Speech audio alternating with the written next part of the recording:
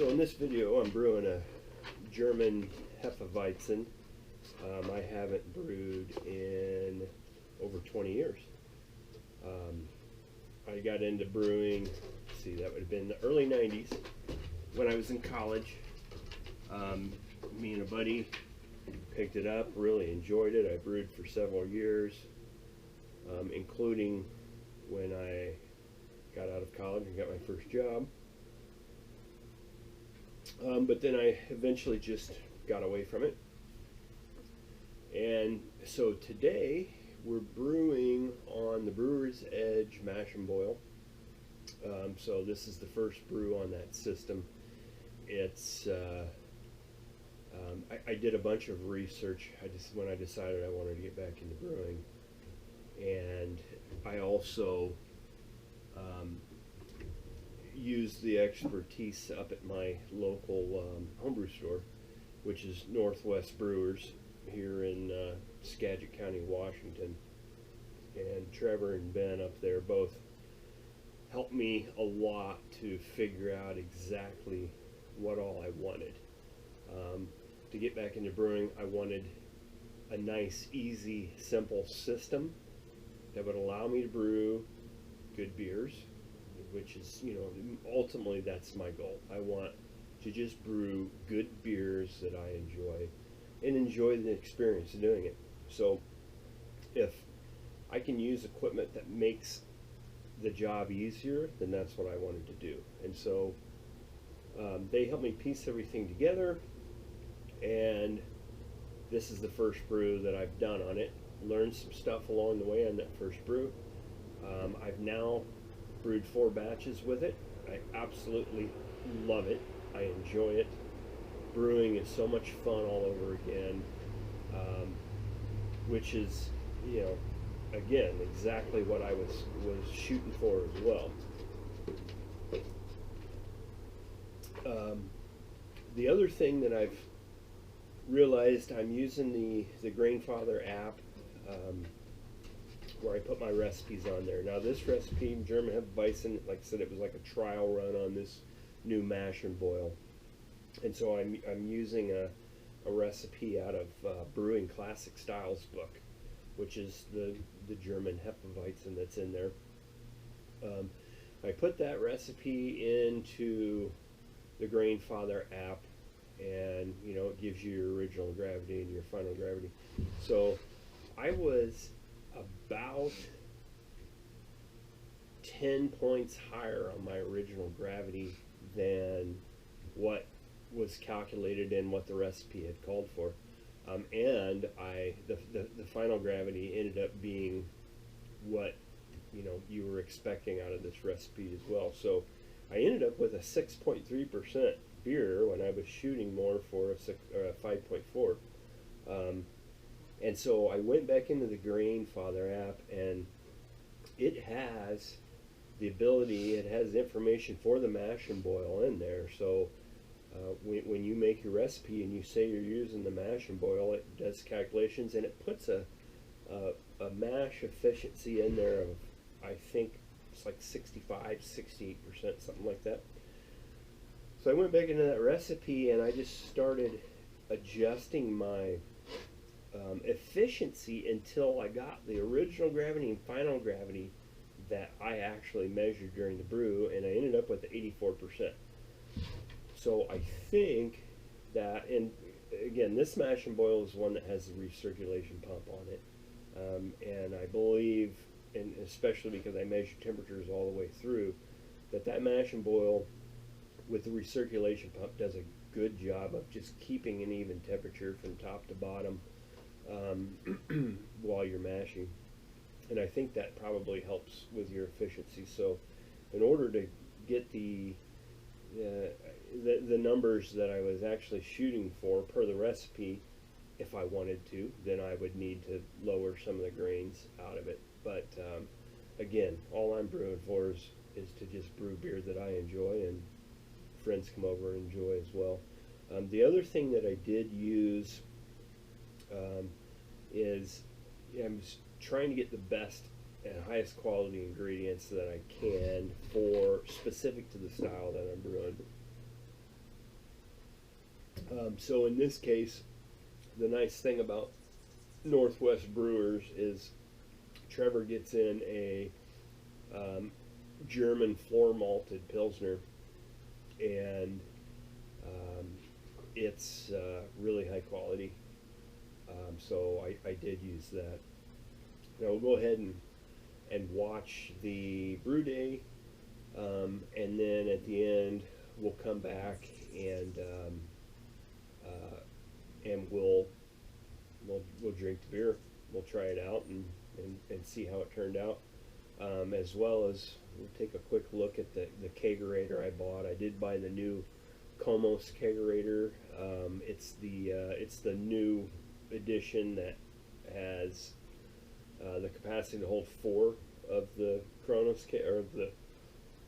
of the Cornelius kegs, and then I've got 2 taps on it. So I have 2 taps, and I have 4. I have a CO2 manifold with 4 CO2 lines, so I can have 4 beers on CO2 at a time in that thing, and that's beautiful. I love it. So anyway, let's check out the brew day.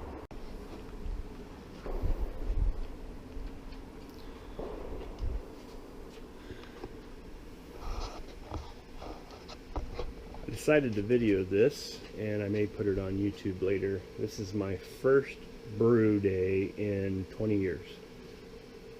I am brewing a German or Bavarian Hefeweizen, about 5.2 alcohol by volume is what I'm shooting for. I've got all new equipment now. I am using the Brewer's Edge mash and boil. Sorry, Jax, he's one of my assistant brewers, and Sadie, she's my other assistant brewer. But I've got the mash and boil, bringing my strike water temperature up to 164. I'm at 159 right now, so I'm getting close. And then I've got just my burner over here to heat sparge water. I love this system. It's very simple. This is my first brew on it, so I'm hoping to learn a lot about this system and how to use it effectively. I got out of brewing about 20 years ago, and mainly because of all of the equipment I had. I started brewing in college. I was a poor, broke college student, and me and a buddy pieced together equipment and just brewed with what we had. We didn't have money to buy much. We bottled everything. It was a pain in the butt. I did that for many years and got tired of it. And now today, 20 years later, these systems and the technology is just incredible. I mean, I can't believe how simple everything is now. And the other thing is, I'm not going into bottles anymore. I'm going into a keg. The worst part about this in the past was all of the equipment I had, all the cleaning I had to do, and then all of the bottles and caps I had to sanitize and then individually fill each bottle and cap them. It was a pain in the butt. Now I'm buying a kegerator that fits 4 kegs, has 2 taps, and it's going right in the keg. Okay, so I'm gonna pause this. I just hit 164 degrees, 165 on my mash and boil. Strike temperature is up. I got my timer going. It looks like, I'll double check it, but I'm about at 40 minutes to bring 70 degree water up to 164. So I will be back. Okay, I'm back. A big reason why I wanted to film this and probably put it on YouTube is because I got my mash temperature up, or my strike water where I wanted it, and I added the grain, and this is what I was afraid of. This is an experimental brew, but you can see I don't have nearly enough strike water. This is just way under the amount needed. Now, how did I get there? So again, this is being experimental, first time brew with this system. The mash and brew comes with instructions for calculating strike water. I used those and I came up with 3.66 gallons of strike water, which for 12.2 pounds of grains seems like an awful little bit. The Grainfather app that I'm also using said I needed 5.27 gallons. Huge difference.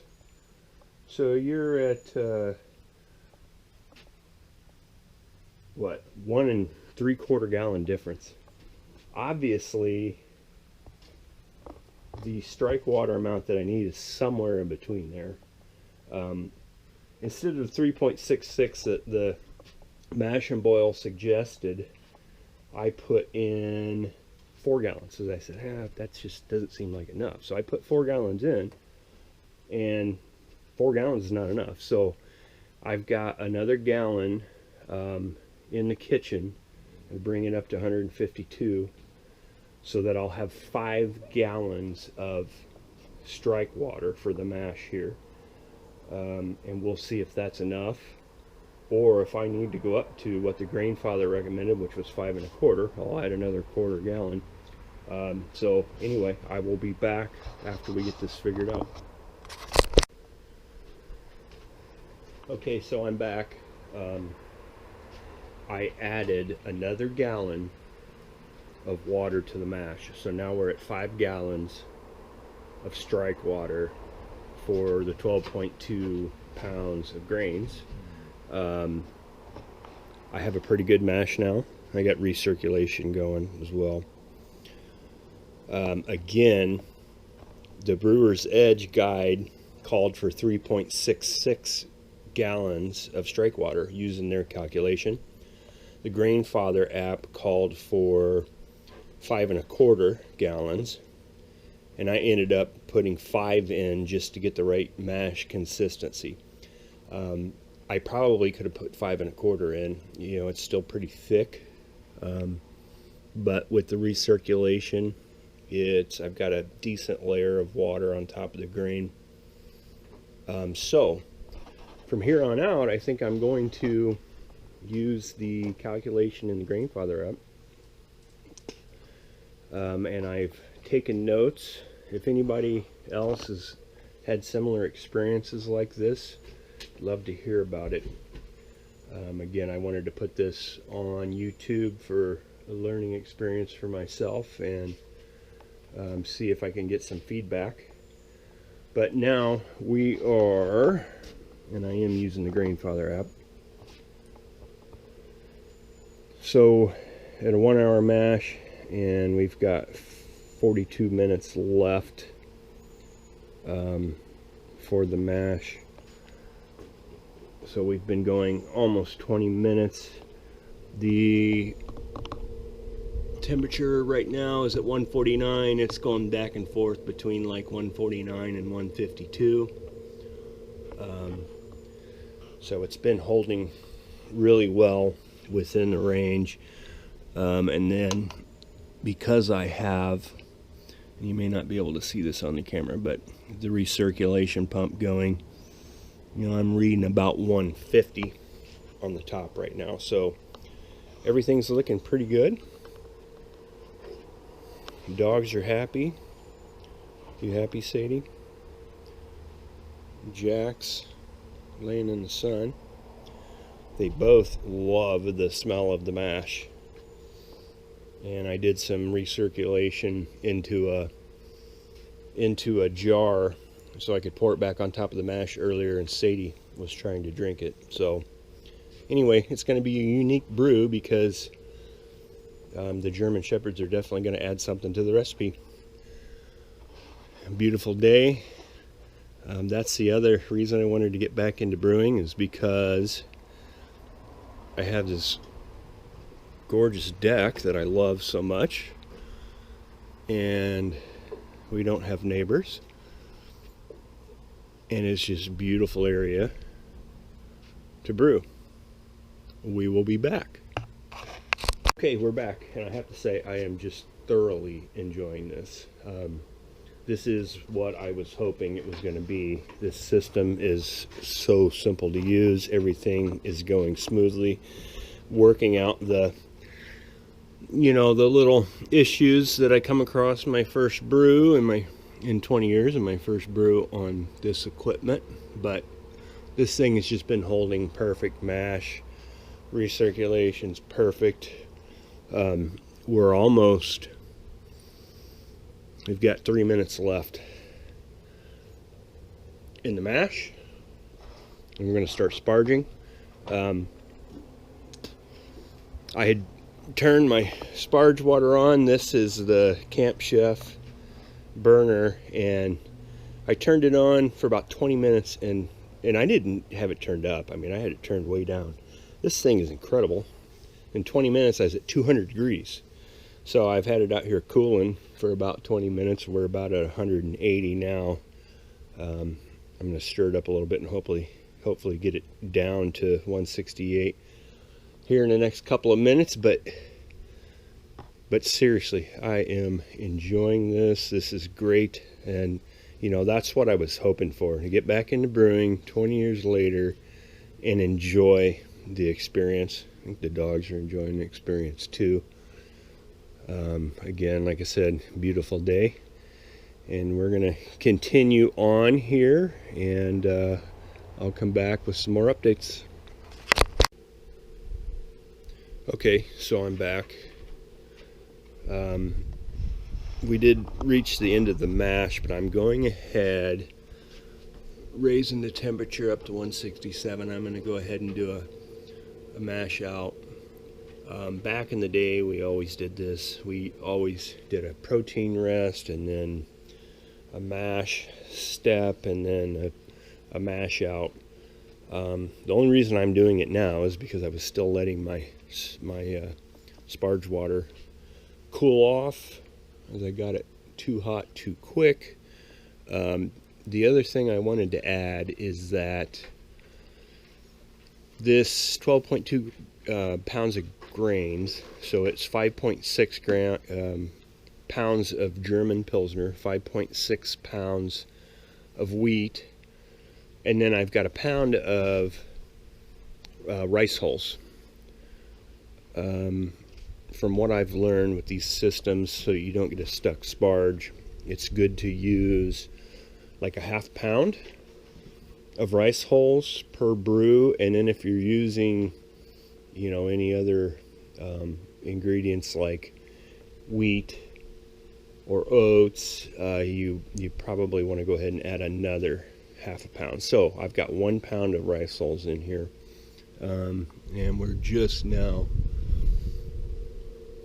about to hit our mash out temperature. I'm going to hold that for 10 minutes, and then we're going to sparge, and we'll go from there. Again, this is so much more enjoyable experience than back in the day. So anyway, I'll be back.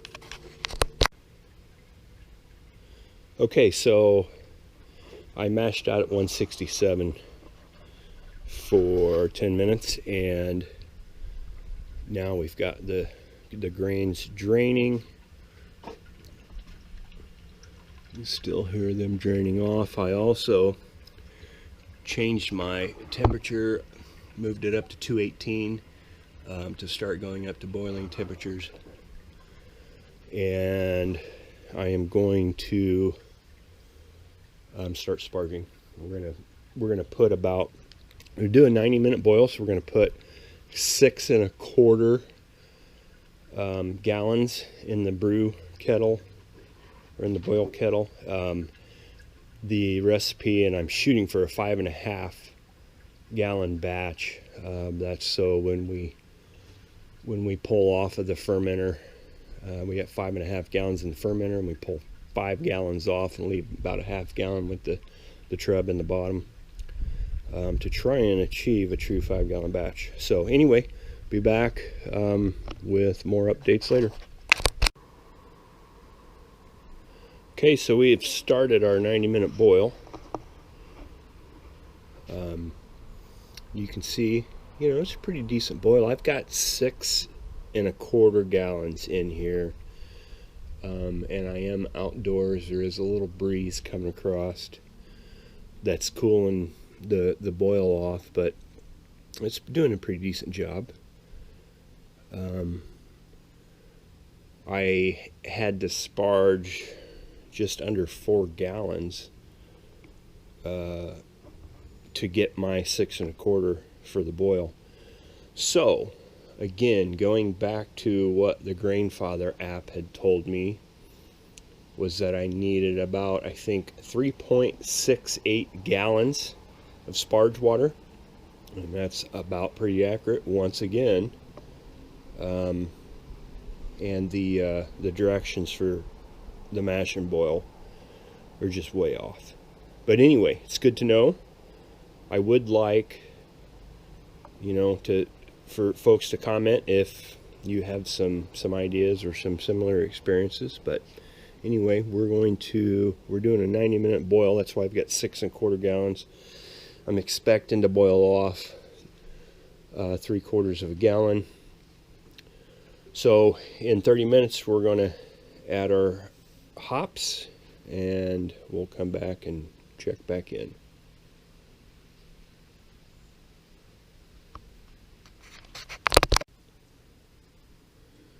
We've got 55 minutes left in the boil.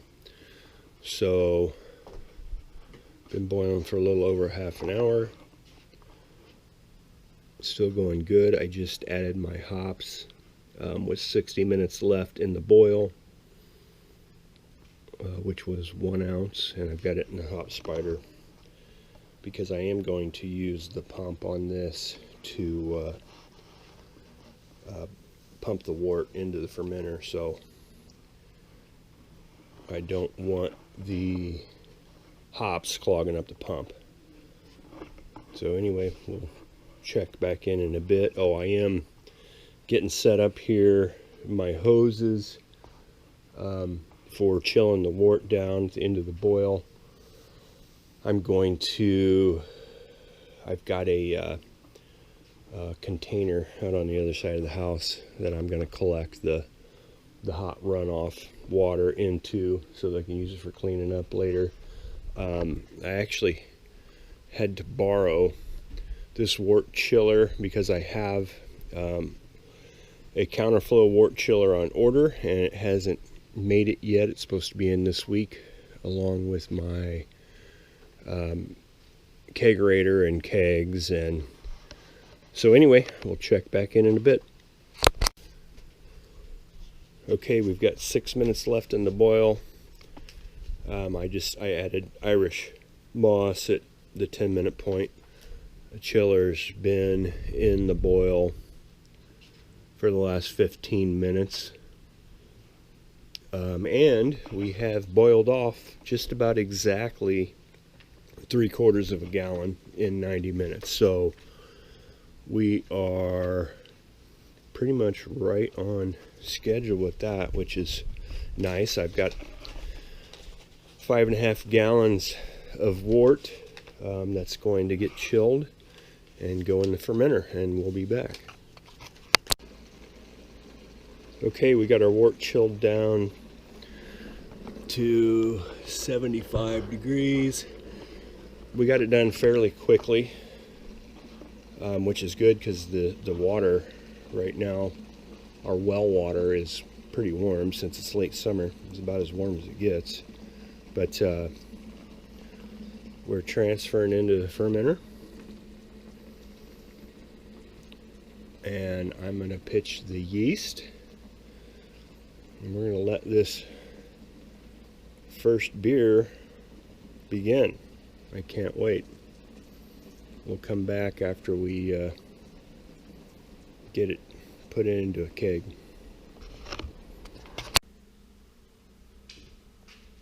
Okay, so here's the Komos Kegerator. Like I said, this is the new version with a capacity for 4 kegs, and I already have 3 of them in there, with 1 more that's getting ready to go in soon.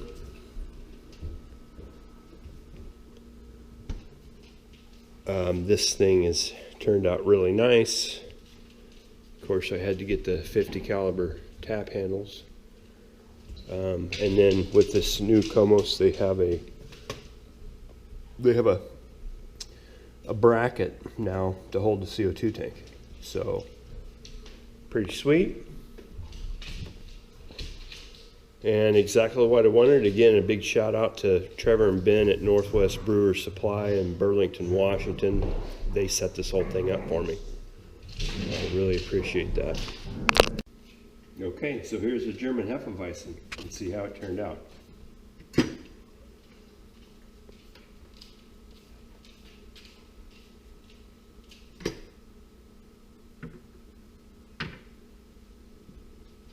I don't know about you, but that looks pretty delicious. Let's give it a try. Okay, so I'm not a professional taster or anything like that, but so I'm not going to go into those kind of details. But this is the first brew that I've done in 20 years. I'm pretty happy, and I've got it on tap. It's simple, and it's fun. It's a lot of fun. So, what does it taste like? Well, first of all, it smells like a Hefeweizen. It smells like a German Hefeweizen. You get all the same flavors, the clove, banana.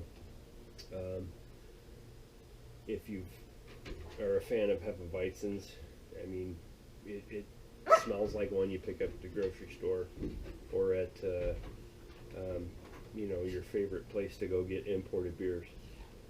The look of it, same thing, right? It's that good cloudy Hefeweizen, which is perfect.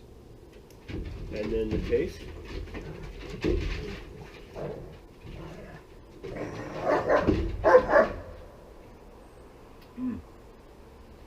Very good. If you're a fan of Hefeweizen, they're really easy to brew.